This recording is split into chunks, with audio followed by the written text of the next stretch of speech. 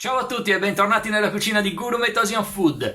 Oggi in verità il video non sarà girato all'interno della mia cucina, non sarà quindi una videoricetta, ma sarà ambientato in un piccolo supermercato asiatico. Seguendo l'indicazione e la richiesta di molti ho deciso di girare il video in questo particolare posto per far vedere a tutti cosa si può trovare e cosa si può soprattutto comprare. Premetto dicendo che questo non sarà un video descrittivo, quindi non descriverò o comunque non lo farò approfonditamente la maggior parte degli ingredienti, anche perché essendo già lungo il video lo sarebbe diventato veramente troppo. Si tratta semplicemente di un video dimostrativo per far vedere quello che si può trovare all'interno di un posto del genere. Per darvi delle indicazioni, ogni volta però che parlerò di un ingrediente comparirà in alto nell'angolo del video un piccolo riferimento a una ricetta del mio canale per illustrarvi il modo in cui per l'appunto questo ingrediente può essere utilizzato. Mi scuso oltretutto a priori per la qualità del video, che me ne rendo conto non è il top, ma del resto girare un video all'interno di un posto così astruso e piccolo non è assolutamente facile,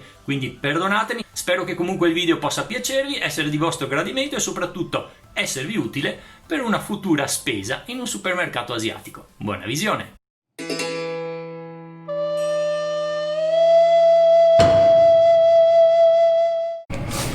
Allora, eccoci all'interno del negozio asiatico, il famoso supermercato asiatico di cui parlo spesso. È mattina presto, non è ancora aperto, hanno aperto proprio per me perché posso fare questo piccolo video.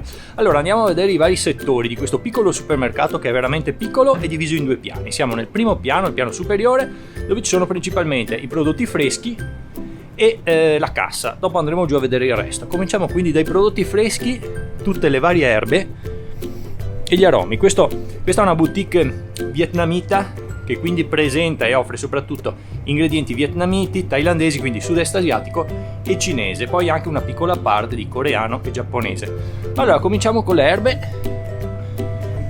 Vi indicherò le più conosciute, almeno quelle che conosco io. Qui abbiamo la perilla, che è praticamente quello che viene anche definito shiso in Giappone, il cavolo cinese, perfetto per essere saltato al wok, senape asiatica, sempre tutte verdure da saltare queste. Qui c'è il fiore di cipollotto, anzi il fiore d'aglio, scusate, che è usato sia per cucina sia come decorazione, il cipollotto asiatico, il morning glory, che è molto utilizzato al wok saltato come verdura d'accompagnamento, e poi il famoso pandano, che ha il gusto di vaniglia e viene utilizzato per colore e per altre preparazioni, soprattutto dolciarie in Thailandia.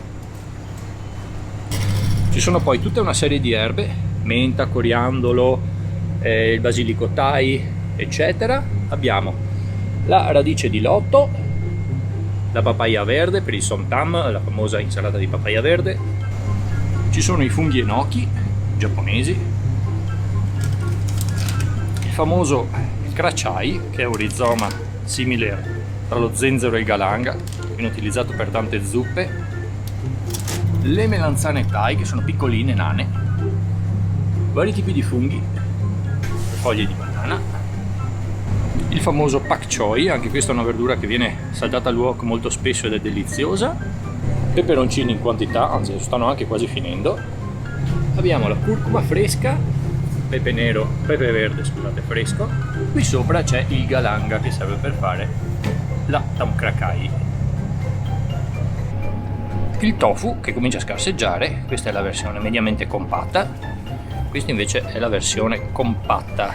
C'è anche la scatolina blu, dove il tofu è veramente molto tenero.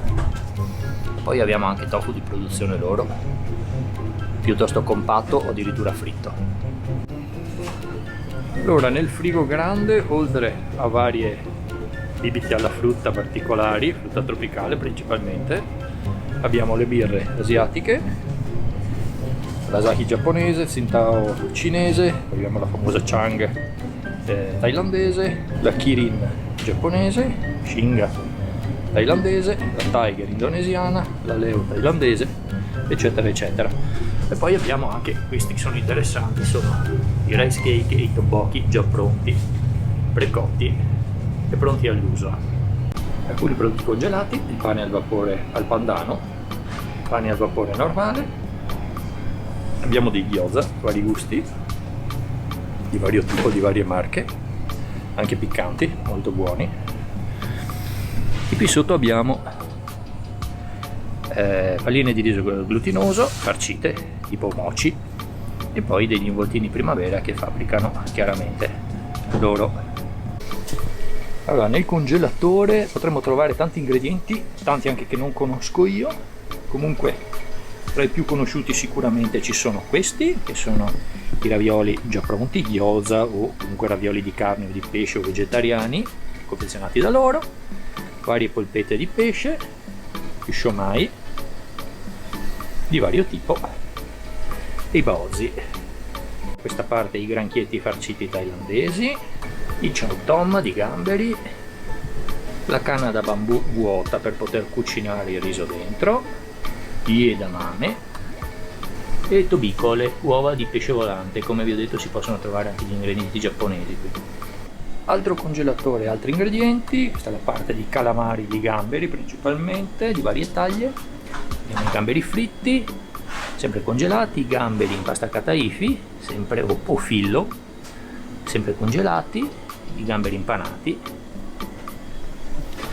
Da questa parte la famosa pasta per involtini primavera congelati, perfetta per fare gli involtini primavera, di varie taglie, come vedete, per farli più o meno piccoli. Poi abbiamo il taro, se non sbaglio, lui è il taro, quindi una specie di radice consumata per fare varie cose, spesso dolci, anche zuppe. Attenzione, perché quella bisogna assolutamente cuocere, perché è urticante e potrebbe creare dei problemi respiratori alle persone più sensibili. Poi abbiamo i bianchetti, sono i pesciolini piccolini, ok, tipici giapponesi, vengono mangiati crudi o bolliti, in questo caso, visto che sono congelati, bolliti. Abbiamo anche delle patate dolci congelate e il durian congelato, il famoso frutto puzzolente del sud-est asiatico, delizioso ma che in tanti non sopportano, visto l'odore incredibile che emana. Altra carrellata, qui abbiamo sempre prodotti congelati, quindi specialmente crostacei e pesce, i molluschi, che vanno dai calamari, polpetti, gamberi, abbiamo anche le capesante, cosce di rana, pollo a un certo punto, le zampe di gallina, maiale. Questi sono i famosi cajou, quindi gli involtini primavera tra virgolette vietnamiti, preparati per l'appunto con i fogli di carta di riso. Quindi sfatiamo il fatto che non è possibile usarli, si possono usare anche se il risultato non è quello degli involtini primavera che mangiate al ristorante cinese in Italia. Non è la stessa pasta, la pasta è quella che vi ho fatto vedere prima. Differenza di fogli per fare i famosi involtini primavera. Questo è il prodotto che dovete utilizzare, un prodotto congelato, okay, che si presta perfettamente per la realizzazione degli involtini primavera. Questi sono i fogli di carta di riso, in questo caso rotondi, ma esistono anche quadrati e addirittura triangolari, per il confezionamento dei involtini d'estate, summer rolls, conosciuti anche come involtini vietnamiti. Tanti li friggono, fanno i famosi nem, è possibile farli, però secondo me il risultato è molto migliore con questi, che vi consiglio largamente. Qui c'è del pesce già tagliato per i sashimi, quindi polpo, taco e branzino. Qui abbiamo i gamberetti, questi basta solo scongelarli, sono pronti all'uso. Abbiamo i dischi già pronti congelati di pasta per fare i ravioli, come vedete, trasparenti, la burage congelata, quindi il tofu fritto congelato per gli hot pot coreani, i dischi di pasta wonton congelati per farli fritti o in brodo, i dischi per i gyoza, famosissimi e inflazionati ravioli giapponesi, ricordiamo il nome giapponese, però comunque sono derivati dai ravioli cinesi. Qui li troverete già pronti, quindi non dovete neanche scazzarvi per fare la pasta in casa. Queste sono le fish ball, praticamente delle polpette di pesce che vengono utilizzate in Asia sugli hot pot, sulle zuppe. Possono essere fatti con vari tipi di pesce. Questo per esempio è fatto con presumo tilapia. Poi ci sono questi che sono ai gamberi, e questi che, come si capisce dal disegno, sono al calamaro.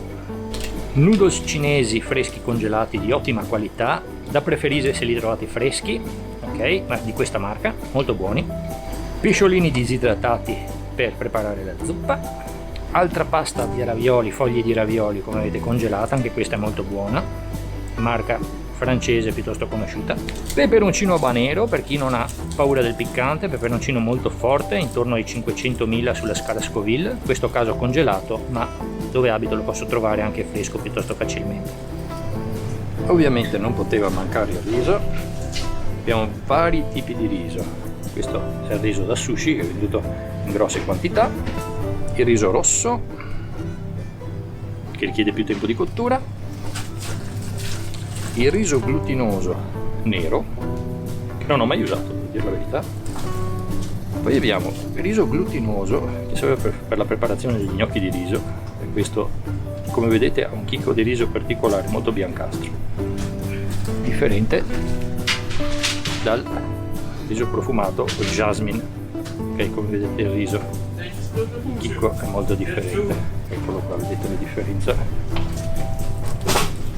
tra i due risi, la differenza tra i due chicchi di riso è netta, riso jasmine a destra e riso glutinoso a sinistra.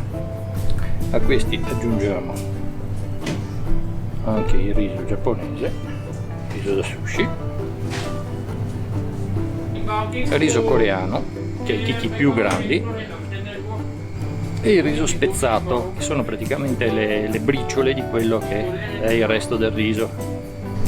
Per finire il riso basmati, come vedete il chicco rispetto al jasmine è molto differente, più allungato e di colore leggermente diverso.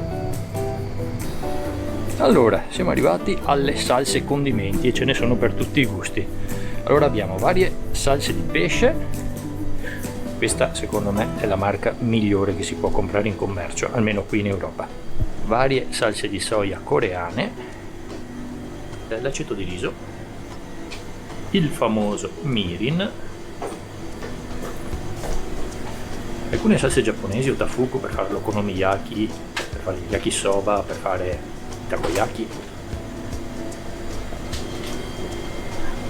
salsa ultra piccante, aceto di riso, succo di limone verde, ancora aceto distillato, aceto di riso, prodotti pronti per i sushi, maionese giapponese, altri condimenti per l'insalata coreani e giapponesi. La dark soy sauce, la famosa salsa di soia scura e leggermente dolciastra, un po' come la melassa, salsa di soia normale, quindi chiara cinese, e altri condimenti tra cui la salsa di soia e i funghi shiitake thailandesi che secondo me è buonissima, la salsa per gli spring rolls, per gli involtini primavera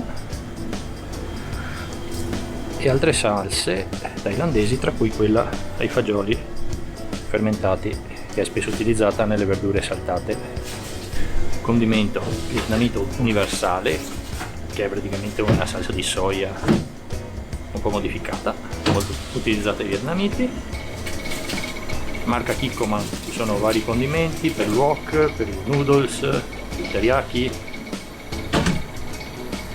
salsa di soia con poco sale. Continuano le salse di soia più piccole, che è un'altra grandissima marca di salsa di pesce, ottima, che uso spesso, e poi salsa di soia dolce thailandese, che viene utilizzata in alcune preparazioni. Passiamo poi alle chips de crevetta e alle uova dei 100 anni. Ed eccoci arrivati nella parte più fornita, che è quella dei prodotti secchi e a lunga conservazione, tra cui chiaramente i noodles, da cui cominciamo. Allora, quando si parla di noodles è molto varia la cosa, perché ne esistono di tantissimi tipi, come vedete. Allargo un po' l'inquadratura, ma ce ne sono veramente tanti. Hop.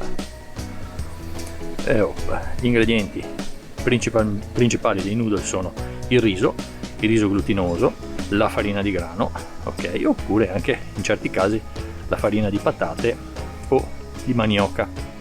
In questo caso abbiamo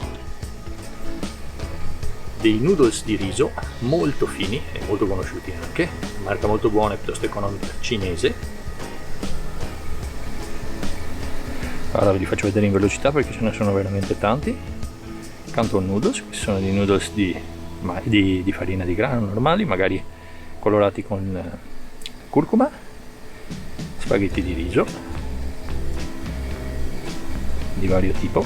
Questi sono tutti spaghetti di riso di varie taglie, tipo tagliatelle più grosse, quasi pappardelle, tagliolini. Questi sono tipici per i pad thai, per esempio, la cucina thailandese li utilizza molto. Queste sono tutte marche vietnamite. Questi sono noodles di tapioca che non ho ancora utilizzato. Ci sono addirittura dei maccheroncini, dei sedanini come si chiamano da noi, di farina di riso. Questi sono i famosissimi glass noodles, marca conosciuta oltretutto. Come vedete il colore traslucido semitrasparente è tipico, non so, l'inquadratura me lo concede, sì, tipico di questo tipo di pasta. Poi abbiamo altri tipi di noodles, questi sono pronti con le verdure fermentate dentro che puzzano un poco. Ed ecco una carrellata di noodles differenti di vari paesi dell'Asia. Abbiamo dei noodles cinesi all'uovo, come vedete dal colore, adatti per lo stir fry, quindi per essere saltati al wok. Vari noodles di riso di varie taglie, quindi larghe, un po' meno larghe, più fini, tutti adatti a piatti differenti come in Italia, insomma, da noi utilizziamo le pappardelle per una cosa, le tagliatelle per un'altra, i tagliolini per un'altra ancora. Stessa cosa fanno in Vietnam, Thailandia e tutto il resto del sud-est asiatico. Abbiamo i vermicelli di soia, o meglio di fagiolo mungo, che non è proprio la stessa cosa, ok? Che sono nettamente più traslucidi di quelli di riso, come vedete, e sono quasi sempre della stessa dimensione, cioè molto fini. Poi abbiamo i noodles cinesi della longevità, della lunga vita, che sono lunghissimi, bisogna tagliarli con la forbice perché sennò toccano fino a terra. Sono preparati con farina normale e curcuma per renderli gialli. Abbiamo degli altri noodles sempre di farina, un'altra marca da saltare al wok, sempre di farina normale. E poi abbiamo questo tipo di noodles particolare che sono i somen, come vi ho fatto vedere prima, sono di farina di grano e sono estremamente fini, ottimi per essere messi in zuppa e per essere anche mangiati freddi. Questo è un prodotto che di solito si consuma molto in Giappone. Abbiamo poi il panko in quantità industriale, eccolo qua, il famoso panko per la cucina giapponese principalmente, quindi per il tonkatsu e per il kushinkatsu, panatura giapponese. E abbiamo dei dessert istantanei praticamente a base di perle di tapioca e con aromi diversi, vari tipi di farina, tra cui quella di manioca, quella di ceci, di riso e di riso glutinoso. Allora, alghe, wakame, grossa quantità. Queste sono le alghe che si usano spesso nelle zuppe, ok? Sono essiccate, si possono sbriciolare, si ridratano, si gonfiano e si mettono nelle zuppe, ok? Questo è un prodotto coreano.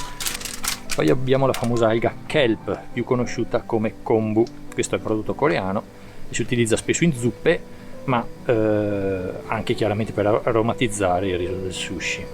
Abbiamo poi una carrellata di spezie differenti, l'anice stellato per esempio.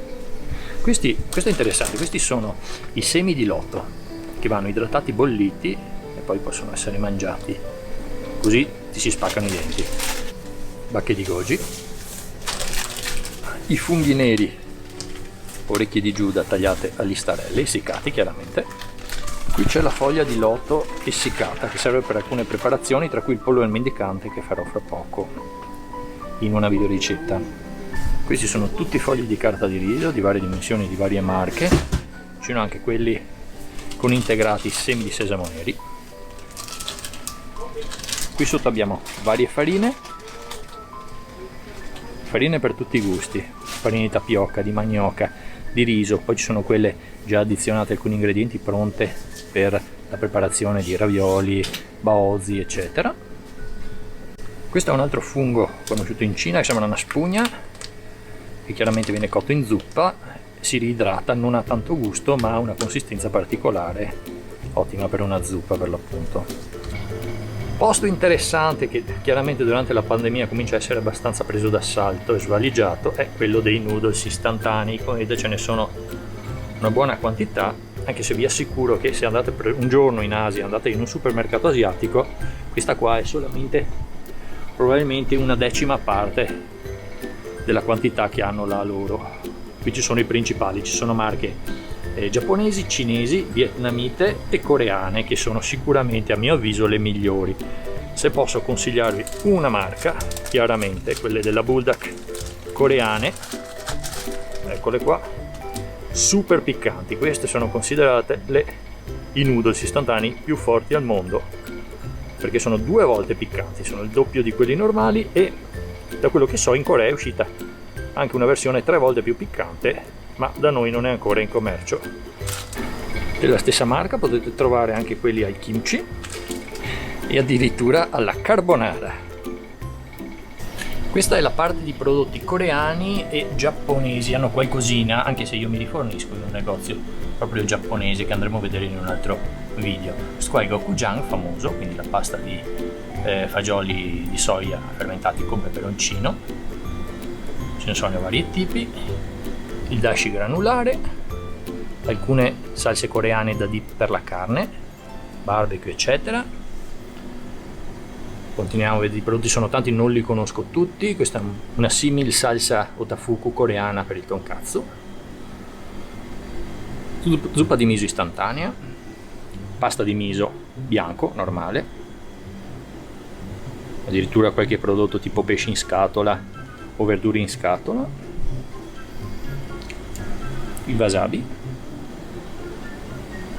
il maltosio. Questo viene utilizzato per fare l'anatra pechinese, in cui mi sono cimentato una volta tanti anni fa, ma è un lungo procedimento, vedremo se riuscirò a riprodurlo in un video.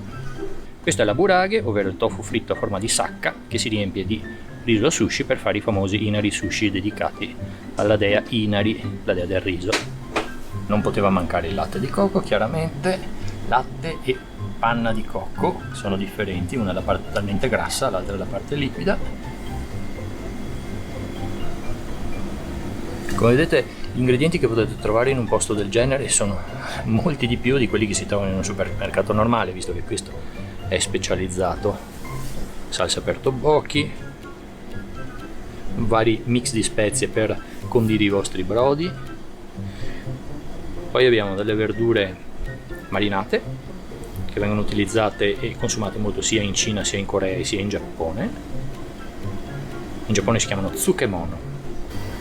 Questo è il furikake, il condimento giapponese per il riso, quindi sono ingredienti disidratati, spesso alghe, qualche tipo di pesce, uovo, wasabi, verdure, dipende, da mettere direttamente sopra il riso come condimento. Comunque qua ce ne sono solo 2 varietà, nel negozio giapponese come vedremo ce ne sono molte di più. E questo è il reparto salse, che chiaramente non posso elencarvi tutte perché dovrei stare qua una settimana almeno. Proviamo ad andare a vedere le più famose.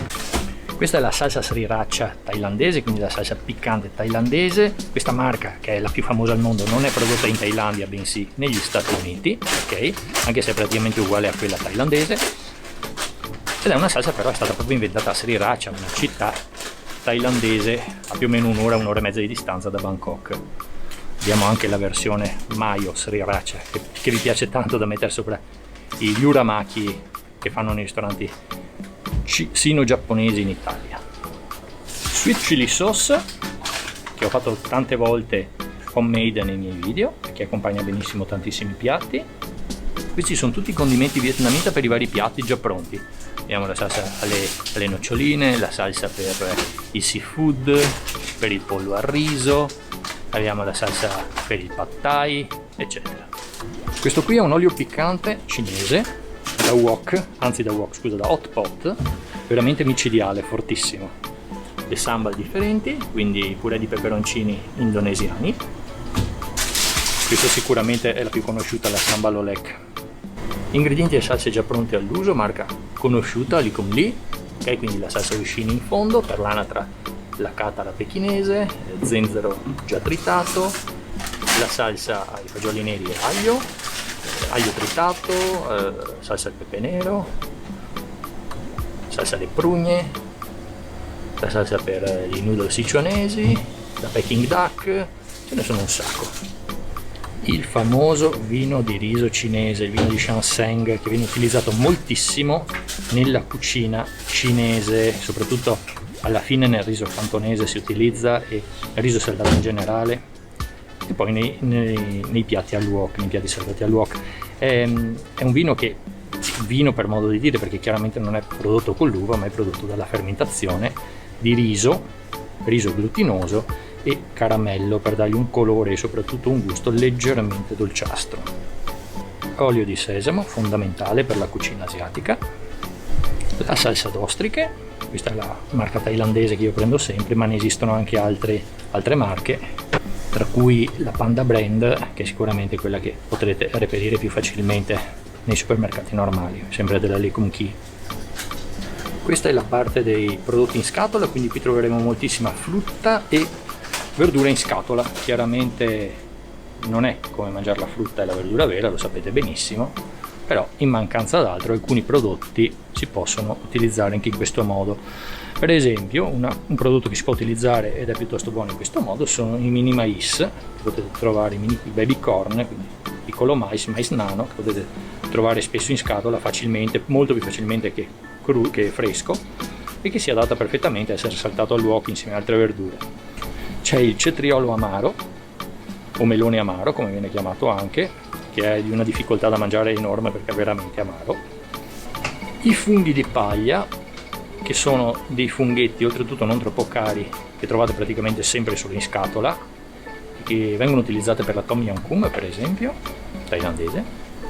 I germogli di bambù tagliati già a julienne per i piatti saltati. Questi hanno un odore piuttosto forte in scatola, li trovate anche interi e non tagliati.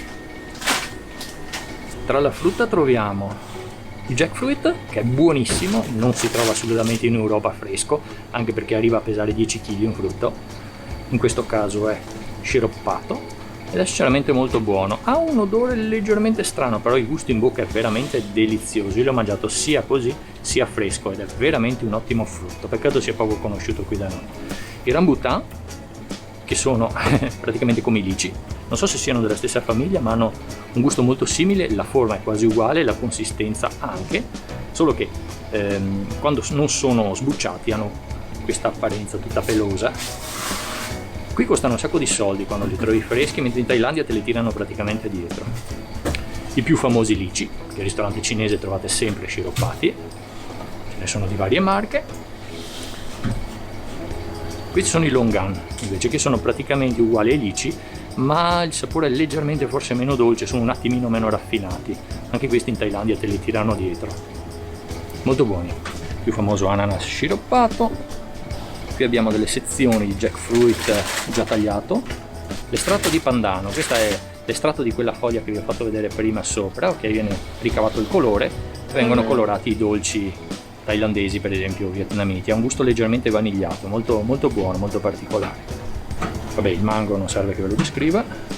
E questi sono i semi di palma che sono gelatinosi e traslucidi, sciroppati, sono molto particolari, vengono spesso messi nelle zuppe dolci tipo dessert in Cina. E poi le varie paste di curry già pronte. Se non volete fare una pasta di curry fresca che comprende 8-10 ingredienti, potete già comprare il paneng, quindi il curry meno forte, il curry giallo, ok, il curry verde e il curry rosso. Ve li metto in ordine di piccantezza, dal più forte al meno forte, il verde che è il più forte di tutti, il rosso, si scende al giallo, per finire il paneng che è il meno forte. Da sapere che questa è una regola, cioè dal piccante che è il verde, dal più piccante che è il verde al meno piccante che è il paneng, una regola generale, perché in Thailandia, in ogni regione, la piccantezza di curry cambia. Per esempio a nord è più piccante il verde rispetto al rosso, se si va a sud è più piccante il rosso rispetto al verde. Tutto dipende dalle regioni della Thailandia dove si va. Altro ingrediente importantissimo per la cucina asiatica, principalmente thailandese e vietnamita, è il tamarindo, questo ingrediente acidulo che viene utilizzato spesso per preparare delle salse o delle zuppe. Ne abbiamo 3 versioni, la più rompiscatole alla meno rompiscatole. Questa è la versione intera, quindi con i baccelli e tutto, dovete scorticarli, ricavare la polpa che c'è tra i semi.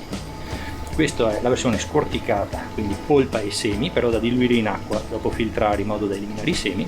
E poi in finale la versione pratica, quella già pronta, quindi è solamente il succo da aggiungere direttamente alla vostra pietanza. Questi sono i germogli di bambù sottovuoto, ok? In salamoia, chiaramente simili a quelli in scatola. Questo è un prodotto forse da preferire a quello in scatola, comunque di miglior qualità. La scadenza chiaramente è più corta.